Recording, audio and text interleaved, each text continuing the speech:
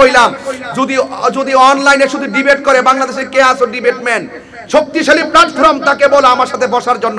আমি চ্যালেঞ্জ করলাম আহমদুল্লাহ সাহেব, আমি তাহিরির সাথে আপনি আল্লাহর কসম করে বলি, নবীর মহব্বত নিয়ে বলি, আপনি যে বলছেন 40 বছর আগে নবী ছিল না, আল্লাহর কসম করে বলি আমি তাহিরির সাথে আপনি 2 মিনিট টিকবেন না,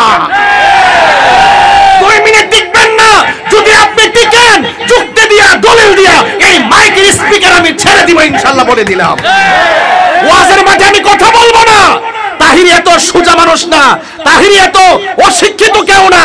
এই অন্তত পক্ষে হুব্বে রাসূলের উপরে দলিলের ক্ষেত্রে এর মাধ্যমে আমি প্রমাণ করে ইনশাআল্লাহ দেখাই দিব তাহিরি ইস তাহিরি। আমি 24 ঘন্টার আলটিমেটাম, 48 ঘন্টার আলটিমেটাম দিয়েছিলাম যে তাড়াতাড়ি আপনার বক্তব্য এক্সপান্স করেন। তিনি কি বলেছিলেন ওয়াজের ভিতরে? তিনি বলেছিলেন যে আল্লাহর হাবিব 40 বছর পূর্বে তিনি তো নবী ছিলেন না। নাউজুবিল্লাহ জোরে বলবেন না? তাহলে ইবাদতে পরিণত হয়ে যায়। আর আউলিয়া কিরামদের আলোচনা গুনার কাফফারা হয়ে যায়। বলুন না সুবহানাল্লাহ। শানে রিসালাত বলতে বুঝি আমার নবীর শান বাড়িয়েছেন আল্লাহ সুবহান। ওয়া রাফা'না লাকা যিকরাক। আল্লাহ বলেন, হে বন্ধু আমি আপনার শান মানকে বাড়িয়ে দিয়েছি। বলেন সুবহানাল্লাহ। পৃথিবীর কোনো কিছু যখন নাই তখনই আমার নবী। সন্দেহ আছে? আমার নবী সব নবীদের নবী, সকল নবীদের গুণ, সকল নবীদের বৈশিষ্ট্য আমার নবীর মাঝে আছে। এমন কোনো বিষয় নাই আর এমন কোনো গুণ নাই যেটা রাসূলের মাঝে নাই। এই জন্যই তিনি হয়েছেন ওয়ামা আরসালনাকা ইল্লা রাহমাতাল লিল আলামিন। আমার নবী দুনিয়াতে আসার আগেও নবী, দুনিয়াতে মা আমেনার মাস থেকে শুভ আগমন করেছেন তখনও তিনি নবী। 40 বছরে নবীর নবুয়ত প্রকাশ পেয়েছে তখনও তিনি নবী। কিয়ামত পর্যন্ত আমার নবীর নবী, নবীর পরে আর কোন নবী আসবে। তাইলে বোঝা গেল আমার নবী প্রথম, আমার নবী শেষ। নবীর পরে আর কোন নবী আসবে না। আসবে? আসবে না। যুবক ভাইরা আমার, আপনাদের কাছে আমার অনুরোধ থাকবে, নবীর প্রেম যদি অন্তরে না থাকে তার কি ঈমান আছে? যদি মানে ঈমান আছে, ভাইরা আমার একটু খেয়াল করবেন। আপনাদের কাছে আমার অনুরোধ থাকবে, আমার নবী সৃষ্টির মাঝে, নবীদের মাঝে আমার নবী প্রথম। যখন আগুন নাই, পানি নাই, লৌহ নাই, কলম নাই, কিচ্ছু নাই, তখন আমার নবী, নবীজি সৃষ্টি। যেরকম সুবহানাল্লাহ। এরপরে যে নবীগণের, যে নবীগণকে সৃষ্টি করেছেন, ওই নবীগণের মধ্যে আমার নবী প্রথম। যেরকম সুবহানাল্লাহ। আন আবি হুরায়রা রাদিয়াল্লাহু তাআলা আনহু قال قال رسول الله صلى الله عليه وسلم كنت اول النبيين في الخلق واخرهم في البعث। রাসূল বলছেন আমি ছিলাম সৃষ্টিতে নবীগণের সর্বপ্রথম এবং প্রেরণার দিক দিয়ে আমি হইলাম নবীগণের সর্বশেষ। সুবহানাল্লাহ। সুবহানাল্লাহ বলবেন না? তাহলে আমার নবী প্রথম কি হিসাবে? নবী হিসাবে। আমার নবী দুনিয়াতে প্রেরণ করেছেন দুনিয়ায় সর্বশেষ কি হিসাবে? নবী হিসাবে। তার মানে বোঝা গেল আমার নবীকে সৃষ্টির আগে, সৃষ্টির মাঝে, সৃষ্টির পরে, নবুয়তের আগে, নবুয়তের পরে, কিয়ামতের পরে, জান্নাতে যাওয়ার আগ পর্যন্ত এবং যতদিন আল্লাহ পাকের খোদার খোদায়িত্ব ততদিন পর্যন্ত আমার বন্ধু নবীর স্থায়িত্ব। যদি কোন ঠিক না বেঠে? তো সেই নবীকে 1 সেকেন্ডের জন্য অস্বীকার করার কোনো সুযোগ। এইলো শানে রিসালাতের মূল মর্ম কথা। আগে নবীজিকে চিনতে হবে। কাকে চিনতে হবে? নবীজিকে চিনতে হবে। আমার যুবক ভাইরা আমার, আপনাদের কাছে আমার বেশি কিছু না, নবী পাক সাল্লাল্লাহু আলাইহি সাল্লামকে নিয়ে অনেক ধরনের ষড়যন্ত্র চলছে। ষড়যন্ত্র নবীকে নিয়ে যারা ষড়যন্ত্র কিন্তু গোপন রেখেছেন আল্লাহর ইশারা, যেহেতু আল্লাহ বলছে হে বন্ধু আপনি ওয়াদাইয়ান ডাকবেন ইলাল্লাহ, আল্লাহর দিকে বিইজনিহি, আমি আল্লাহর অনুমতি নিয়া এই জন্য আল্লাহ পাক অনুমতি দিয়েছেন 40 বছর বয়সে এটা প্রকাশ করার জন্য, মানুষকে ডাকার জন্য আল্লাহ পাক 40 বছর নবীকে নিজেকে হাইট রাখার জন্য, এটা আল্লাহর সিদ্ধান্ত ছিল। কথা কোন ঠিক না বেঠে? এরপরে আল্লাহর হাবিব সাল্লাল্লাহু আলাইহি সাল্লাম 40 বছরে নবুয়ত পাইয়া নবুয়তের প্রকাশ হওয়ার পর আল্লাহ বলছে হে বন্ধু এবার আপনি তাদেরকে আমি আল্লাহর দিকে ডাক দেন। জোরে কোন সুবহানাল্লাহ। এরপরে যারা আপনাকে মানবে তারা ঈমানদার, যারা মানবে না তারা বেঈমান। যেই কাফেররাই বলছিল আমার নবীকে আপনি আল আমিন, যেই কাফেররাই বলছে হে নবী আপনি সত্যবাদী, কাফেররাই বলছে হে নবী আপনি আমানতদার, কাফেররাই বলছে আপনি একজন ভালো নবী, ভালো মানুষ, কাফেররাই বলছে আপনার সঙ্গে তুলনা নাই। ওই রাসূল যখন নবীর পার্শ্ববর্তী লোকদেরকে ডাইক্কাই না বলছে আমি তোমাদেরকে একটা কথা বলতে চাই, তোমরা কি কথাটা মানবে? তখন কাফেররাই বলছে হে মুহাম্মদ সাল্লাল্লাহু আলাইহি সাল্লাম আপনি তো কোনোদিন নিজে মিথ্যা বলতে শুনি নাই, আজকে আপনার কথা আমরা মানবো না কেন? আপনি বলুন। তখন আমার আল্লাহর হাবিব বলছেন তোমরা আমার আল্লাহর পক্ষ থেকে আমার কাছে ওহী আসছে, আমার কাছে কিতাব আসছে, তোমরা এই কিতাব মতো চলতে হবে। তখন ওই কাফেররা যারা নবীকে আল আমিন বলছিল তারাই আবার বলল না না না না আমরা তোমাকে মানতে পারবো না, আমরা বাপ দাদার ধর্মের মধ্যে চুনকালি মাখতে পারবো না। যারা নবীকে আল আমিন বলছিল তারাই আবার নবীকে প্রত্যাখ্যান করছে। রাসূল বলছেন প্রকাশ করার পর যারা প্রত্যাখ্যান করবে আপনিও তাদেরকে প্রত্যাখ্যান করবেন, কারণ যারা আপনার বিরুদ্ধে আর আমি আল্লাহর বিরুদ্ধে যাবে তাদের সাথে কোনো আপোষ করার কোনো প্রয়োজন নেই। আমি কি বুঝাতে পেরেছি? সুতরাং 40 বছর গোপন ছিল, এটাও আল্লাহ পাকের হিকমত। আবার 40 বছর পর দেখেন যদি প্রথম ঈসা আলাইহিস সালাম দুনিয়াতে আইসাই যখন মারিয়াম আলাইহিস সালামের উপরে যখন মানুষ অভিযোগ তুলতে শুরু করলো, এই মরিয়ম তোমার স্বামী নাই, তোমার ঘরে সন্তান কিভাবে হলো, তোমার স্বামী নাই, স্বামী ছাড়া সন্তান কিভাবে হয়, তখন ঈসা আলাইহিস সালাম দুলনার মধ্যে থাকতে বলছিল আমি আল্লাহর নবী। জোরে কোন সুবহানাল্লাহ। আরে ঈসা আলাইহিস সালাম ছোটবেলায় বলছে আমি নবী, নিজেরটা নিজেই বলছে।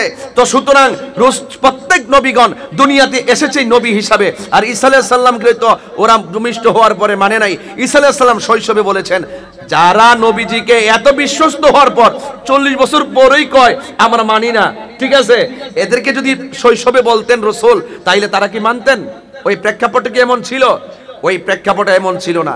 সুতরাং যুবক ভাইয়ের আমার, আল্লাহর হাবিব সাল্লাল্লাহু আলাইহি সাল্লাম ওয়ামা ইয়ানতিকু আনিল হাওয়া ইন হুয়া ইল্লা ওয়াহয়ু ইউহা, আল্লাহর অনুমতি ছাড়া আল্লাহ পাকের ওহী ছাড়া রাসূল কোনো কথা বলে না। নবীজির কথা আল্লাহর কথা, নবীকে ভালোবাসা আল্লাহকে ভালোবাসা। জোরে কোন ঠিক না বেঠে? এটাই হলো শানের রিসালাত। আগে ঘটনা পরে, এখন তো নবীকে নিয়ে ষড়যন্ত্র শুরু হয়ে গেছে। কাদিয়ানির গোষ্ঠীরা আমার নবীকে শেষ নবী মানে না, আর তথাকথিত শায়েখ আহমদুল্লাহর দালালেরা আমার নবীকে 40 বছরের জন্য মানে না। কথা কোন ঠিক না বেটি? এই জন্য আমি পরিষ্কার ভাষায় বলছি, যারা রাসূল পাক সাল্লাল্লাহু আলাইহি সাল্লামকে 1 সেকেন্ডের জন্য অস্বীকার করবে তারা কখনোই মুসলমান হতে পারে না, তারা কখনো মুমিন হতে পারে না। কথা বলেন ঠিক না বেটি? শানের রিসালাতের মর্ম কথা এটাই। আমি 24 ঘন্টার আলটিমেটাম 48 ঘন্টার আলটিমেটাম দিয়েছিলাম যে তাড়াতাড়ি আপনার বক্তব্য এক্সপান্স করেন। তিনি কি বলেছিলেন ওয়াজের ভিতরে? তিনি বলেছিলেন যে আল্লাহর হাবিব 40 বছর পূর্বে তিনি তো নবী ছিলেন না। নাউজুবিল্লাহ জোরে বলবেন না? তাহলে তিনি কি আমরার মত মার গর্ভ থেকে এমনি আইছি এভাবে আসছি? এভাবে কি আসছে? আমরা মত সাধারণ হয়ে আসছে? এরপরে কি আল্লাহ দয়া মায়া করে কিতাব দিছে, নবী বানাইছে? বিষয়টা কি এরকম নাকি আমার নবী আগেও নবী ছিল, নবী হইয়াই দুনিয়াতে আসছে? কথা কোন ঠিক কিনা? তাহলে আমার নবী বলতে সৃষ্টিতে নবীগণের মধ্যে আমি প্রথম, আর এবং প্রেরণার দিক দিয়ে আমি নবী সবার শেষ। নবী বলছেন যে নবীজিকে প্রশ্ন করা হয়েছে ইয়া রাসূলুল্লাহ মাতা ওয়াজাবাত লাকান নবুওয়াত, কখন আল্লাহ আপনাকে নবুয়ত দিয়েছেন, কখন আপনার উপর নবুয়ত অবধারিত হয়েছে? আল্লাহর হাবিব সাল্লাল্লাহু আলাইহি ওয়াসাল্লাম বলছেন কুনতু নাবিয়্যা ওয়া আদম বাইনা রূহি ওয়াল জাসাদ, যখন আদমের রূহ এবং বডির অস্তিত্ব নাই তার মাঝামাঝিতেই আমি আল্লাহর কাছে নবী হিসাবে ছিলাম। রাসূল বলছেন কুনতু নাবিয়্যান, আমি নবী হিসাবে ছিলাম। আর এই তথাকথিত শায়েখ পূজারীরা কয় নবী নাকি দুনিয়াতে আইসা 40 বছর পরে নবী হইছে, এর আগে নাকি নবী ছিল না।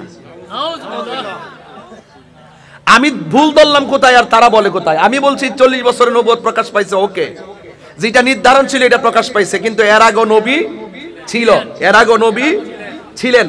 তো সুতরাং তারা যেহেতু মানে না, আমি বক্তব্য ভুল ধরছি এখানে। এখন তাদেরকে আমি 48 ঘন্টা আলটিমেটাম দিয়েছিলাম। কৌমির একজন দায়িত্বশীল আমার সাথে কথা হয়েছে, তিনি বললেন যে হুজুর মামলা যায়েন না, হ্যাঁ আপনি একটু দালিলিক ভাবে এটা উপস্থাপন করেন। পরে আমি ওনার কথা শুনি না, দালিলিক ভাবে আমি এটা উপস্থাপন করেছি। উপস্থাপন করে তারা যে দলিলগুলো দিয়েছিল, তারা আমার উপরে মিথ্যা অভিযোগ তুলছিল। আমি নাকি বলেছি আমি 40 বছরের নবুয়তের প্রকাশকে মানি না, এটা দিয়ে ওই ঘটনার আড়াল করতে চাইছিল। পরে আমি এটা প্রমাণ করে দিয়েছি যে না, আমি এটা বোঝাতে চাই নাই। আমি বোঝাতে চেয়েছি আহমদুল্লাহ সাহেব যে বলছেন 40 বছর আগে তিনি নবী ছিলেন না, এটা ওনার ভুল বক্তব্য।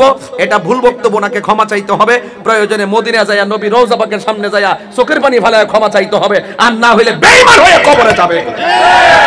কথা বলেন ঠিক না বেঠিক?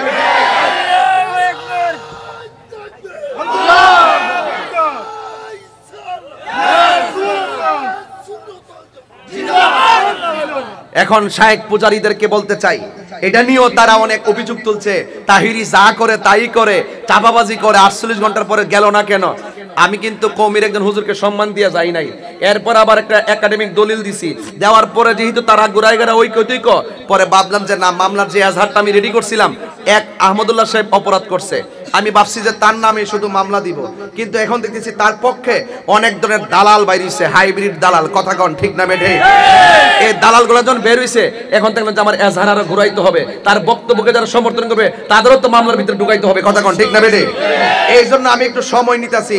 আরো কয়েকটা পূজারি বাইরক, শায়েখ পূজারি, আমরা করি মাজার জিয়ারত, আমরা মাজার পূজারি, আর তোরা হইলে শায়েখ পূজারি। কেমনে শায়েখ পূজারি? তোর শায়েখ বলছে কি 40 বছর আগে নবী ছিল না, তোর শায়েখের এই কথাটাই তোরা গ্রহণ করছ, তার মানে বোঝা গেল তুই আর তোর শায়েখ একই প্রোডাক্ট। কথা কোন ঠিক না বেঠে?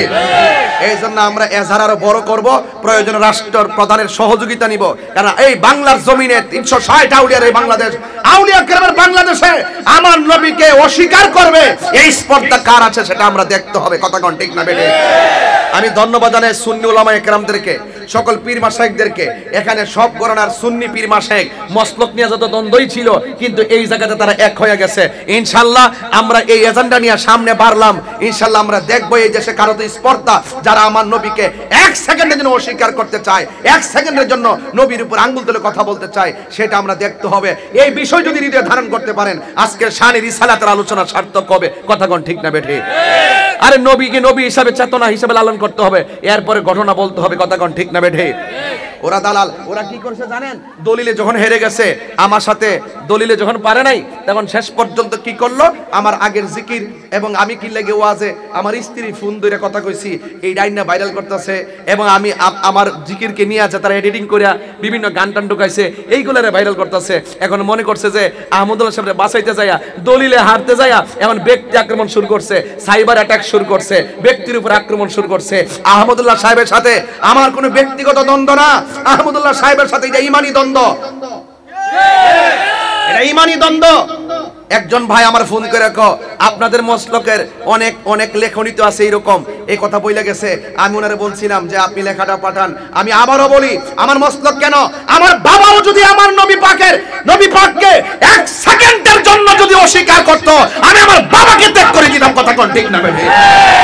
আর আপনার আল্লাহু আকবার, নারায়ে রিসালাত, ইয়া রাসূলুল্লাহ, আইনে সুন্নাতুল জামাত, জিন্দাবাদ জিন্দাবাদ, শাহজালালের তলোয়ার, শাহপুরানের তলোয়ার, ওয়াসির বাবার তলোয়ার, গেসুতুল হুজুর এগিয়ে চলুন, আমরা আছি আপনাদের সাথে। ভাইরা আমার, আপনারা কি আমার কথা বুঝতে পারছেন? তাইলে বোঝা গেল কাদিয়ানীরা নবীর শেষ নবী মানে, আর এই মৌলবী নবীর 40 বছর নবী মানে না। তাইলে বোঝালে হেইডা হলো অরিজিনাল কাদিয়ানী, এইটা হইলো চুপা কাদিয়ানী। একটা হইলো শিয়া, আরেকটা হইলো চুপা শিয়া। একটা হইলো খারিজি, আরেকটা চুপা খারিজি। কথা কোন ঠিক না বেঠে? একটা হইলো কাদিয়ানী, আরেকটা হইলো চুপা কাদিয়ানী। এই তথাকথিত শায়েখরা হইলো চুপা কাদিয়ানী। কারণ আমার মনে হচ্ছে তারা ওই কাদিয়ানীদের সাথে তাদের একটা গোপন সম্পৃক্ততা আছে।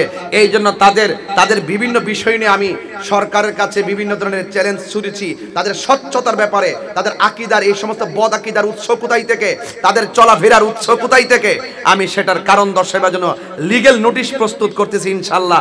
অতি শীঘ্রই এই সমস্ত জাহেলে মোরাক্কাব নায়েবে শয়তানদের বিরুদ্ধে আমাদের ঈমানি হুঙ্কার দিতে হবে। কথা বলেন ঠিক না বেঠিক? তাইলে আজকের আলোচনা শুনলে আপনারা নবীর প্রেমিক হতে পারবেন। আজকের যে কথাগুলো বলছি এটা অনেক দুঃখের সাথে বলছি, শুধুমাত্র এক তাহিরি না হুঙ্কার দিছে, এক তাহিরি কথা বলছিল শুধুমাত্র, সারা দেশ আওয়াজ হয়ে গেছে। আবার অনেকে প্রশ্ন ছুড়ে কি জানেন, আহমদুল্লাহ সাহেব অনেক শিক্ষিত, তাহিরি বাউল বক্তা বলে, তার সাথে তাহিরির সাথে আহমদুল্লাহ কি কথা বলবে, হ্যাঁ এরকম ভাবে লেখে আর কি। আমি চ্যালেঞ্জ ছুড়ছি, এরপরে যখন দেখলাম আমি মামলা গেলাম না কেন, আমার উপরে ক্লেম অভিযোগ তুললো, তখন আমি তাদেরকে অফলাইন অনলাইনে 12 ঘন্টার জন্য চ্যালেঞ্জ করছি। কথা কোন ঠিক না বেঠে? এই 12 ঘন্টার ভিতরে কি তারা আসছে কেউ? কতলা চ্যাংরা পেংরা স্কুলের ছাত্র এক তোমার চ্যালেঞ্জ আমরা গ্রহণ করছি, আর বেটা বিয়া বো আরেকজন কবুল কো আরেকজন। কথা কোন ঠিক না বেটে? হ্যাঁ গেছে দুই জামাই, এক ছেলে এক বাড়িতে গেছে বিয়া করতে, আরেক বাড়ির মেয়েরে সাথে গেছে 300 বরযাত্রী, জামাই বিয়ার কবুল কর খবর নাই, সব কবুল করে বই রইছে। এদের অবস্থা এইরকম। কথা কোন ঠিক না বেটে? এই জন্য অপরাধ যে করছে, এই আগুন যেখানে লাগছে সেখানে পানি ঢালতে হবে। যে অপরাধ করছে তারে কও তাড়াতাড়ি তওবা করার জন্য, তাড়াতাড়ি কও। সাহস যদি থাকে, আমি আজকে মিডিয়ার মাধ্যমে কইলাম, যদি অনলাইনে শুধু ডিবেট করে, বাংলাদেশে কে আছো ডিবেটম্যান, শক্তিশালী প্ল্যাটফর্ম, তাকে বলো আমার সাথে বসার জন্য। আমি চ্যালেঞ্জ করলাম আহমদুল্লাহ সাহেব, আমি তাহিরির সাথে আপনি আল্লাহর কসম করে বলি, নবীর মহব্বত নিয়ে বলি, আপনি যে বলছেন 40 বছর আগে নবী ছিল না, আল্লাহর কসম করে বলি আমি তাহিরির সাথে আপনি 2 মিনিট টিকবেন না, 2 মিনিট টিকবেন না। যদি আপনি টিকেন, যুক্তি দিয়া দলিল দিয়া এই মাইকের স্পিকার আমি ছেড়ে দিব ইনশাআল্লাহ, বলে দিলাম। ওয়াজের মাঠে আমি কথা বলবো না। তাহিরি এত সোজা মানুষ না, তাহিরি এত অশিক্ষিত কেউ না। এই অন্তত পক্ষে হুব্বে রাসূলের উপরে দলিলের ক্ষেত্রে এর মাধ্যমে আমি প্রমাণ করে ইনশাআল্লাহ দেখাই দিব তাহিরি ইস্তাহিরি। যদি বলো কোর্ট কাছে মামলা করবা, আসো, দুইজনে কোর্টে যাই, সরকারি প্রোটেকশনের মাধ্যমে কোথায় বসবা, বসো, বসো দালালের গোষ্ঠী, বসো। কতগুলা টাইম চাপ তাহিরি বাপের নাম লয়া আইসা তার বাপের দালালি করতেছে মার্কেট পাওয়ার জন্য। গড় সিজন তো ওয়াজ মাহফিল নাই, শুধুমাত্র মার্কেট পাওয়ার জন্য। কথা কোন ঠিক না বেটি? ইউটিউবে ধান্দা করার জন্য। আমার জিকির কাটতেন, আমার নামে সঙ্গীত বের করছে, আমি মাজার পূজারি। সঙ্গীত বের করছে, আমি বলে মাজার পূজারি। আমি কি মাজার পূজা করছি কোন সময়? মাজার কি পূজার জায়গা না জিয়ারতের জায়গা? জিয়ারত করা সুন্নতে রাসূল, রাসূলের অনুমতি। এই জিয়ারতকে যারা পূজার সঙ্গে তুলনা করে তারা তো মুসলমানই না। কথা কোন ঠিক না বে ঠিক? তো তোমরা মনে করছো এডিটিং করে ভিডিও করে সাইবার তোমরা খুব শক্তিশালী না? কোন সাইট কিন্তু আমরা জানা কম নাই, খুব শক্তিশালী নাকি? এই সুন্নি তরুণ যোদ্ধারা যখন জেগে যাবে, নবী বিদ্বেষীরা মাঠেও জায়গা পাবে না এবং অনলাইনেও জায়গা পাবে না। কথা কোন ঠিক না বেঠে?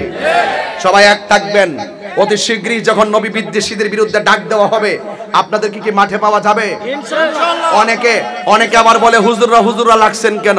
হুজুররা লাগছেন কেন? আরে বেটা, যেই ব্যক্তি নবীর বিরুদ্ধে কথা বলে, নবীকে অস্বীকার করে, তাকে তো আমরা হুজুর মনে করব, দূরের কথা আমাদের জুতার দোলাও মনে করি না। এরা ভাইরাস, এরা এন্ট্রি ভাইরাস। এই ভাইরাসরা এরা মাঝে মাঝে তাহিরি বাফের বিরুদ্ধে ভিডিও বানায় ভাইরাল হতে এসে শেষ পর্যন্ত ভাইরাস হয়ে পতিত হয়। কথা কোন ঠিক না বেটি?